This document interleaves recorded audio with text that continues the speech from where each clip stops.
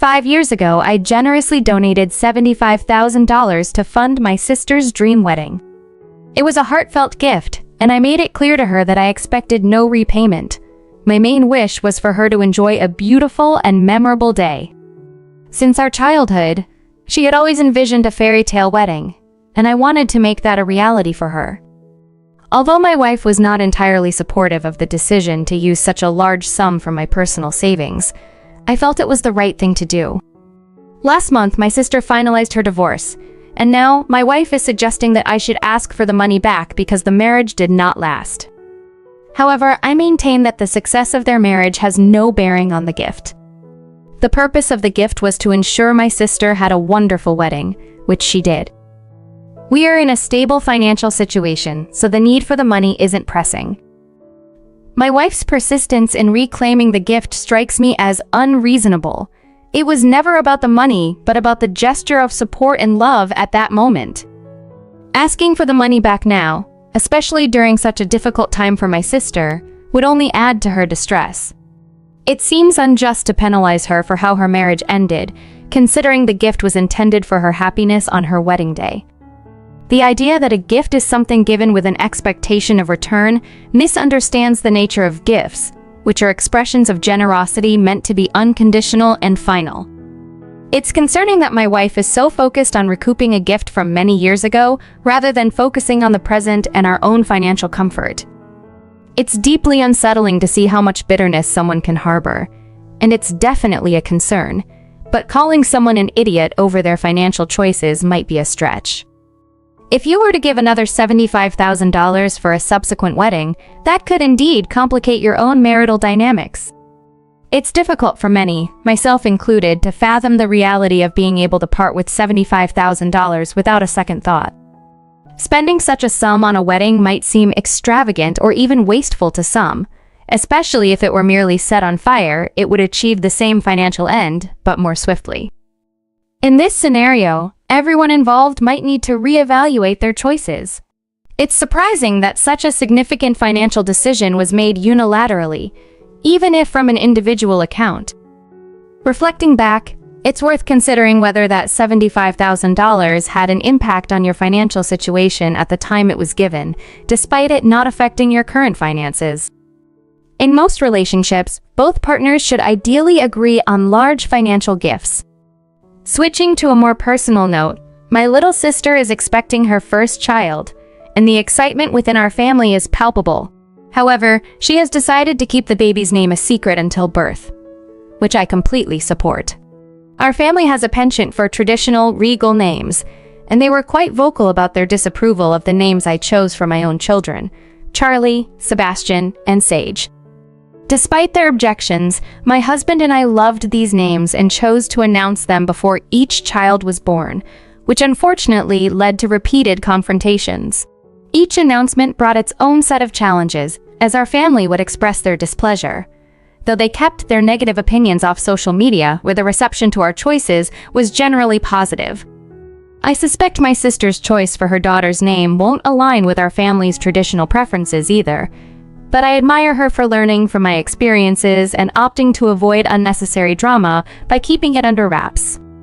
This decision of hers makes me incredibly proud, as it shows she values her and her partner's happiness over conforming to family pressures. The situation with my sister's choice to keep her baby's name secret has stirred quite a bit of drama in our family.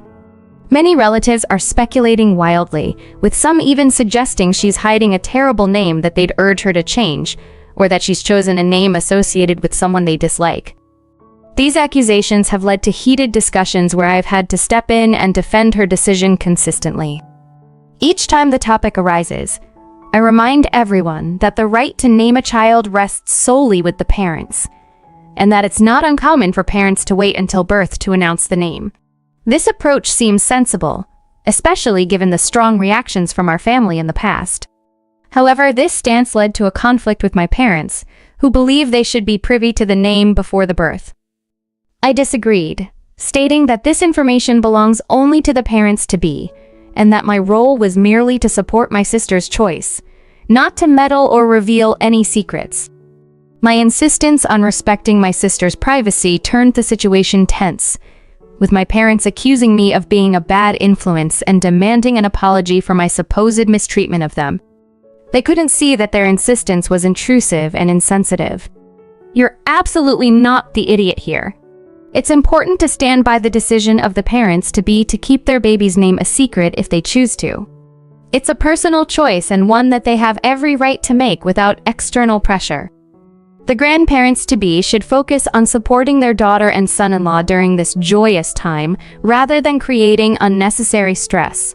To lighten the mood and possibly shift their perspective, suggesting a clearly fictitious name like Prunella or Cinder Arbella as a joke might underline the absurdity of their obsession and prompt them to reconsider their approach.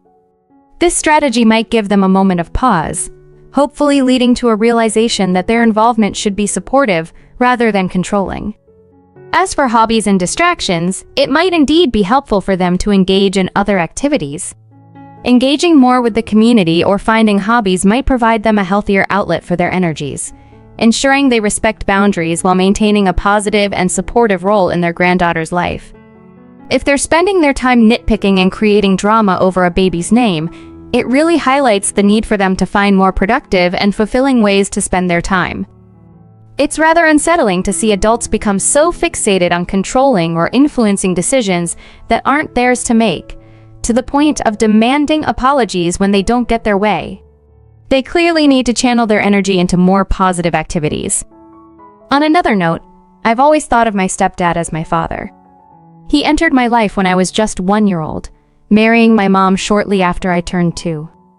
I don't have any memories before him, and for the longest time, I regarded him fully as my dad, not as a stepdad. He was the father figure who raised me, but I felt a distinction he made between me and his biological children. Though I called him Dad throughout my childhood, he often referred to me as his stepdaughter in conversations, making a clear distinction when it came to his biological children. My younger sister was often called his first baby girl, and my brother his firstborn. This distinction was painful, especially since I was expected to treat him as my real dad, which I did wholeheartedly. The realization that I was different in his eyes became more pronounced as I grew older. For instance, when I was 17, a friend referred to him as my stepdad, and I didn't correct her. He overheard and felt hurt, confronting me about it. He couldn't understand why I would diminish his role in my life, but I felt that he often did the same to me by not fully acknowledging me as his daughter. This double standard was hurtful and confusing. We had conversations about this inconsistency, where I expressed how his words made me feel. Unfortunately, these discussions often left me feeling gaslighted, told that I misremembered his words, or that he had reasons to specify our relationship. These explanations never sat well with me, as they dismissed my feelings and the impact of his words. This ongoing dynamic was even noticed by my grandparents, who became particularly concerned when I was around 5 years old and expressed worries about my place in the family. These moments of familial discord and the mixed signals from someone I looked up to left a lasting impression, weaving a complex tapestry of emotions and memories from my childhood. Growing up, I never truly felt like my stepdad's real daughter despite how much I wanted to. I even asked him to adopt me once in front of his family, but he swiftly changed the subject. His parents and siblings were there, and the shock on their faces when I asked still sticks with me. Unlike my biological grandparents and other relatives who embraced me as one of their own, I was never formally acknowledged as a granddaughter or a niece by my stepdad's side of the family. My maternal grandpa became my rock, offering the emotional support I lacked from my stepdad's side. When COVID restrictions hit, my fiancé and I moved in with him temporarily. He was alone and knew we needed more space than our cramped apartment could provide.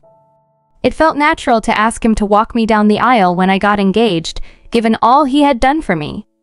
However, when my stepdad learned of my decision, he was hurt and confronted me about it.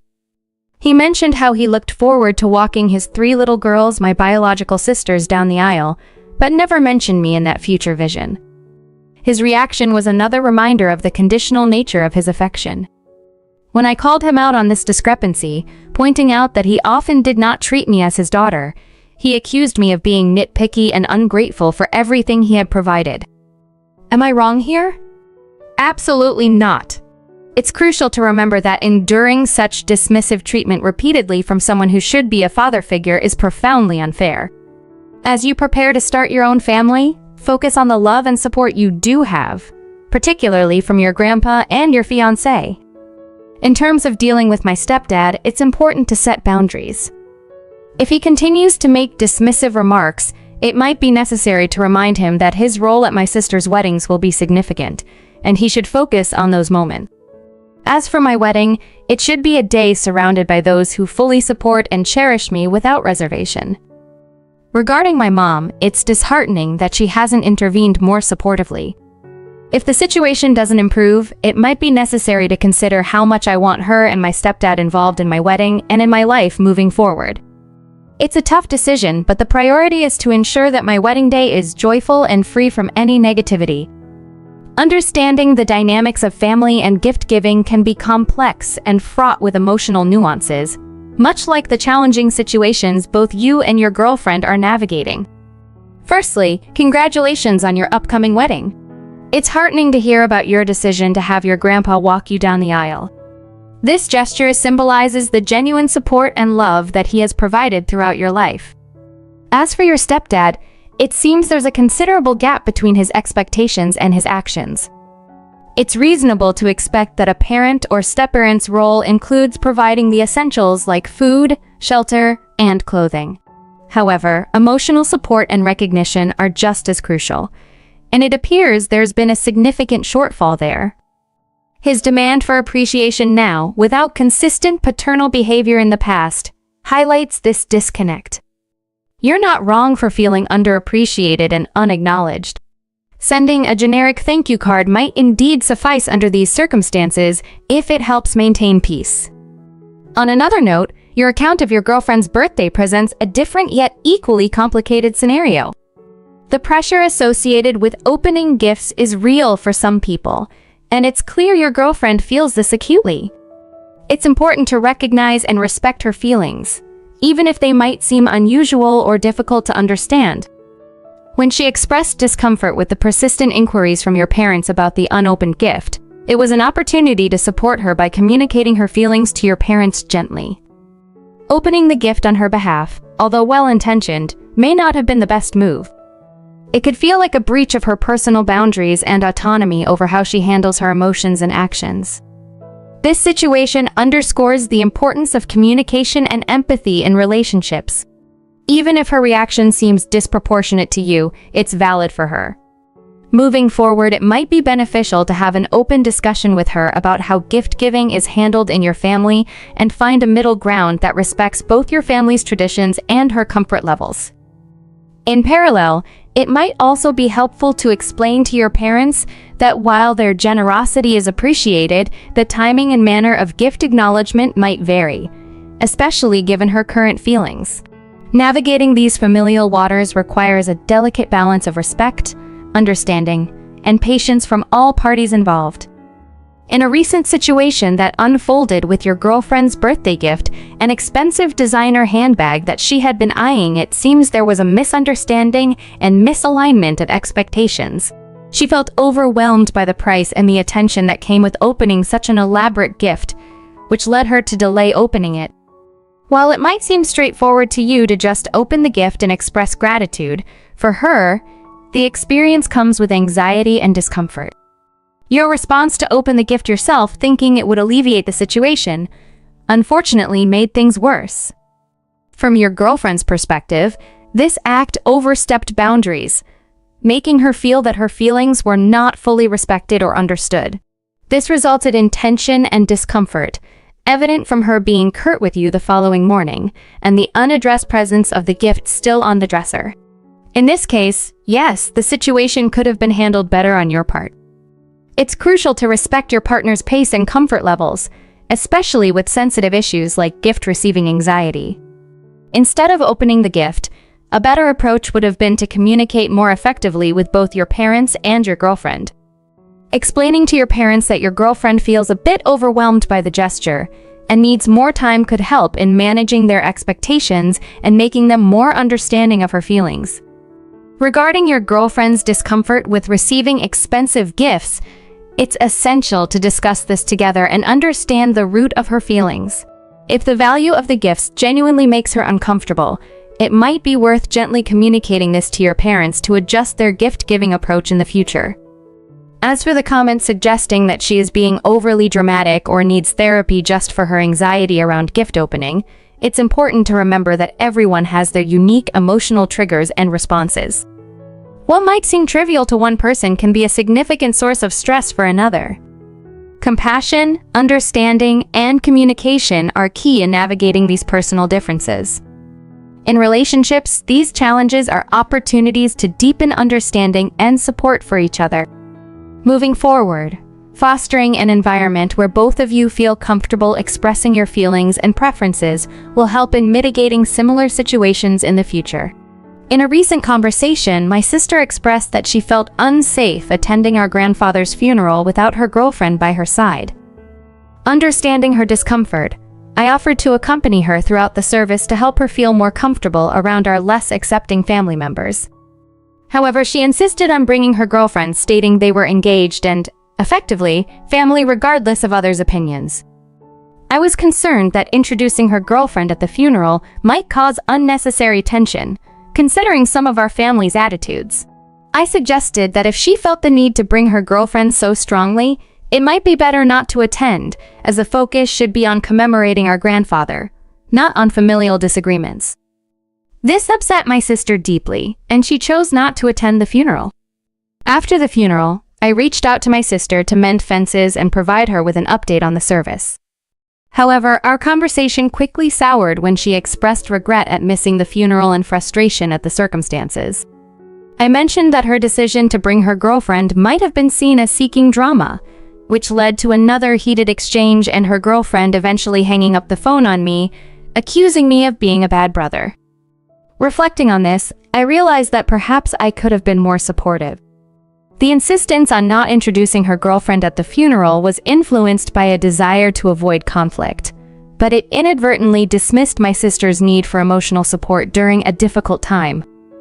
Her desire to have her partner by her side was not about causing drama, but about seeking support in a grieving space, something I misunderstood.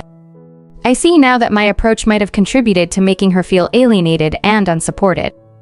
Instead of fostering inclusion, I placed undue emphasis on potential family conflicts, which may have prioritized the comfort of some family members over the emotional well-being of my sister.